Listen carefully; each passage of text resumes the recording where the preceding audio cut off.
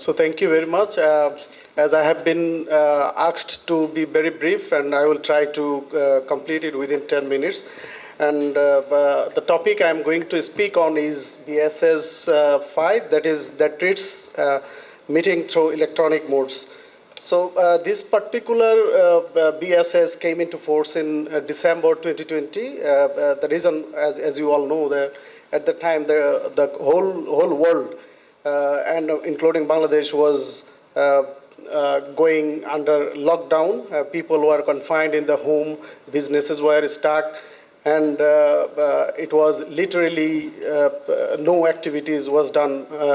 That's why it was very essential for the companies to have some provision to this have a meeting virtually.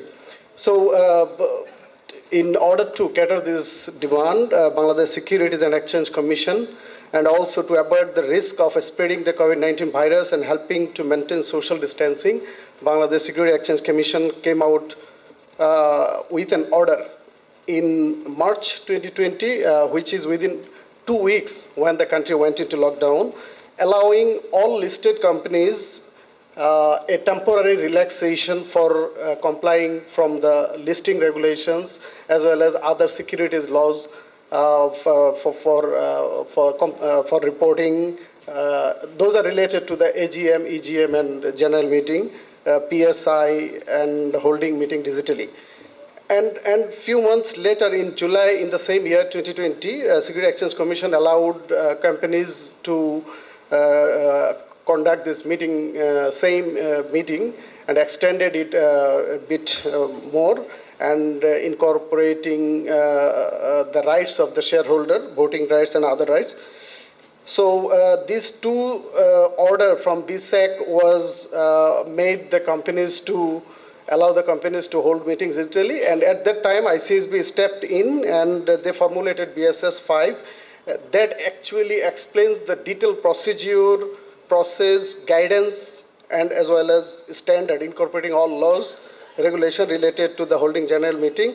So it was at that time a very useful document for the companies who were conducting meeting digitally at the time.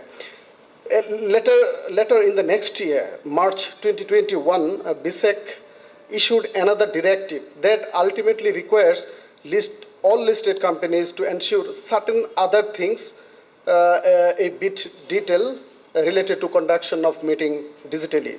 That includes voting rights, voting through shareholders who actually have paper share, pre-registration facility, proxy attendance, agenda-wise discussion, authentication of the voting result, so many things. These are the development of virtual meeting in the country that come from BSEC as well as from ICSB. So at this stage, I should, for this development, I should thank Bangladesh Securities and Exchange Commission for being very prompt and for coming out with the right legislation at the right time. So thank you very much, Bangladesh Securities and Exchange Commission. At this stage, I will be very brief on this particular BSS because many of the parts has already been covered by the discussion. So I'm not going through part by part. As you see, the definition, by this time all of us is understanding, I'm sure everybody is understanding what is conventional, virtual, and hybrid meeting. So I'm not going through it.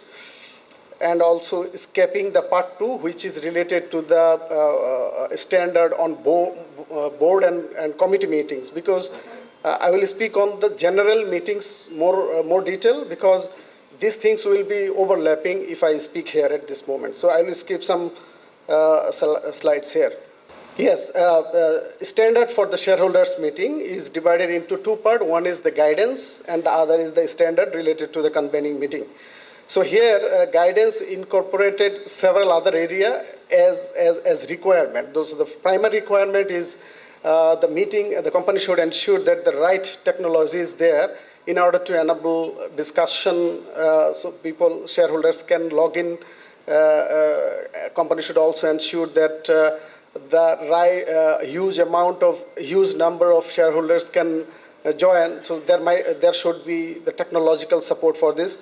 Company should also ensure that the right infrastructure is there, equal access for discussion. This is very important because, as you know, this is the shareholders meeting, so everybody should have some equal ground for speaking on agenda items. So there should be adequate guidance for virtual meeting because this is not conventional meeting. So additional guidance is required because there are people, those who are shareholders come from various different backgrounds, so they should be aware in detail about the participation and also what will happen if the meeting is adjourned. This should be clear in the company's part to disclose prior to the meeting. And the e-voting online voting facility should be there for the paper shareholder as well. And notice requirement is also, everybody is mentioning on this, but since it is a virtual meeting, if it is a hybrid meeting, so notice should clear that where the physical location is and where the web link, and also notice should contain web link as well, if it is a hybrid meeting. Date, venue, everything should be there. Access verification is very important because since it is a virtual meeting, who is attending from where, it should be verified for security reasons. Quorum has been covered. In order to be a valid meeting, there should be a quorum. For hybrid meeting, quorum is constituted combining both physical attendance as well as virtual attendance. And for virtual meeting only, meeting which is only happening virtually, only those who are attending at the beginning should be counted for the quorum in the virtual meeting. And for the general meeting, unlike board meeting, quorum does not require to be present throughout the meeting. This is exception for board meeting. General meeting, at the beginning, quorum should be there, and it should not be throughout the meeting. It is good if meeting quorum is there throughout the meeting, but it's not mandatory. At meeting requirement, during the meeting, there should be some clarification for the shareholders. They should understand, they should know when question and answer session will start.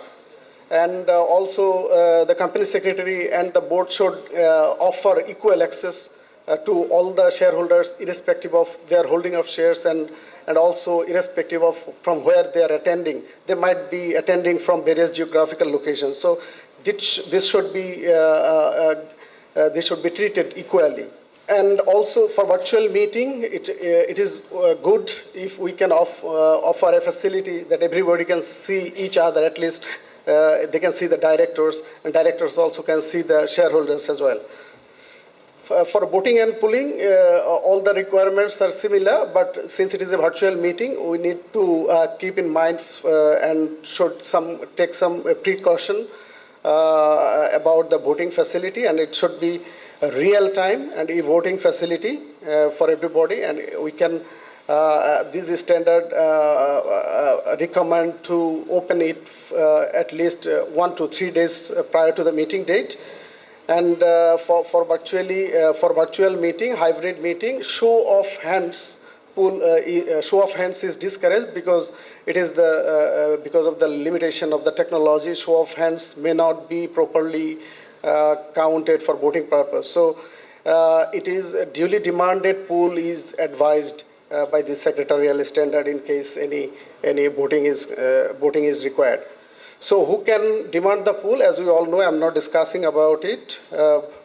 Actual pool votes are to be casted based on the actual holding of the shares. And the shareholding results should be announced immediately after the voting count, and also the whole process should be completed in the real time. And for listed company, the e-voting result should be authenticated by an independent scrutinizer, and it should be reported to the stock exchanges within 44 hours. Post-meeting requirements, this is very natural since it is a virtual meeting. So the thorough and uninterrupted audiovisual recording should be there, and it should be kept in the website for at least 15 days. Audiovisual recording should be completed till it should be kept stored till the time of completion of the audit, or at least 1 month. Another thing is for virtual meeting, attendance record, agenda-wise voting result, full details of comments and questions are to be maintained for future reference. Backup services, again, since it is a virtual meeting, so everybody is not equally equipped or equally familiar with the virtual world, so the company should maintain a second option, second communication channel for the participants, shareholders, and it can be start at half an hour early to facilitate easy access of the shareholders, so that meeting can be started in time. And for some people, for some shareholders, some stand-in support should be there in case of any virtual disruption. So technological limitation, the whole thing depends on the technology. So there might be some technological limitations, and it should be taken care by the company prior to the organizing meeting. And as I said, this is a virtual meeting. Ground rules for attending, ground rules for participation in the voting process, demanding pool, and the moving motion, everything should be carefully treated, and it should be well written in a document as a ground rules, and it should be communicated with the shareholders. Maybe for listed company, prior to the meeting, they can post it on the website and can communicate through email and other means. So this is very important for the general meeting, which is happening in the digital mode. So these were all guidance. Now the standard, which is in general, everybody is mentioning that shareholders should, for hybrid meeting, shareholders should have option whether they are attending in person or they prefer to attend virtually. They should give an option. Sufficient clarification should be there in the notice, in the form of notice or any other communication mode. And transparency transparency should be there in the whole process. Company should also ensure that all legal rights are ensured in this kind of meeting as well. Full and thorough deliberation is there for every agenda.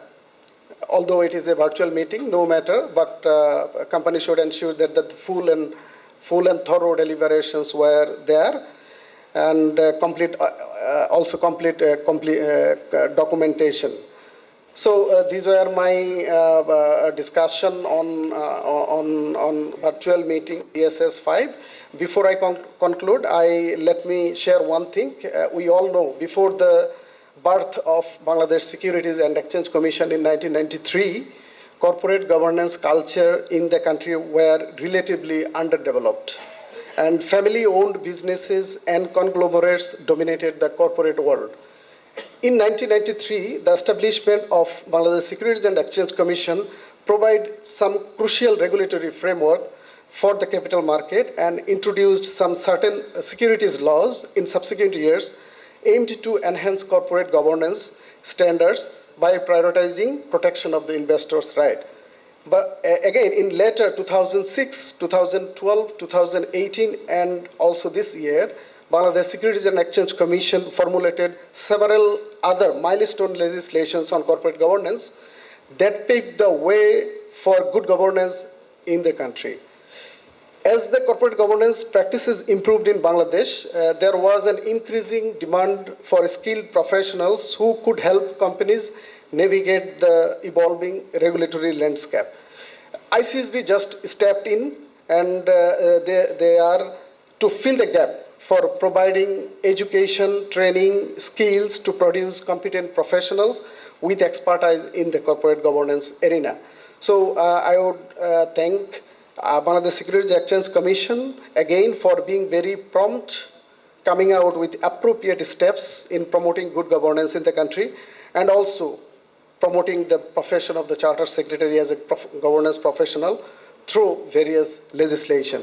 So we also looking forward to Bangladesh Securities Exchange Commission to allow us for auditing to authenticate the distribution of cash and stock dividend of listed companies as this is this is our very own domain for practice. So I would request BSEC for allowing us to do this.